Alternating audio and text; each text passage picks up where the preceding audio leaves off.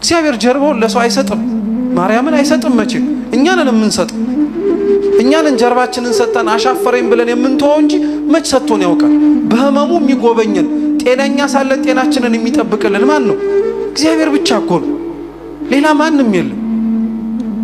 38 ዓመት ሙሉ መጻጉ እንደተቀመጠበት እኛም ከተቀመጥንበት ቦታ አንታጣ እንጂ አንድ ቀን እግዚአብሔር እኛንም ያየናል። አሁን እኛ እኮ ተስፋ ስለምንቆርጥና ትግስታችንም ጭምር ስለሚሟጠጥ እኮ ነው የተወሰነ ጊዜ እንጠብቀውና ተነስተን እንሄዳለን። እግዚአብሔር እኛን ለማዳን እኮ 5500 ዘመን ጠብቆናል። ልባችን እስኪመለስ እናቱን በምድር ላይ ተመልክቶ እሷን የሚመስልም እንደማይኖር አውቆ ፈቃዷን ጠይቆ ማህፀኗ ለማረፍ ያንን ሁሉ ታግሶ ነበር እግዚአብሔር። እውነት እግዚአብሔር በታገሰ ልክ እኛ እሱን መታገስ ለምን ከበደ? እልህኛ ስለሆንን እኮ ነው። ጠባያችን በጣም ስለማይመች እኮ ነው።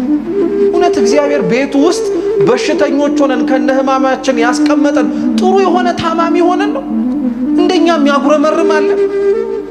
እንደኛ ሌላውን ታማሚ እንኳን ሰላም የሚነሳልን? ቤተክርስቲያን ቅዱስ ኤፍሬም ሶርያዊ ሲናገር የቅዱሳን ህብረት ብቻ አይደለችም ይላል። ታመው ለመፈወስ የሚመጡ ሰዎችም የህመምተኞች ቦታ ናት ይላል። ራስ መታመም አንድ ነገር፣ ሌላ የታመመ በሽተኛ እንኳን እናስቀምጥም እኛ ቤተክርስቲያን ውስጥ።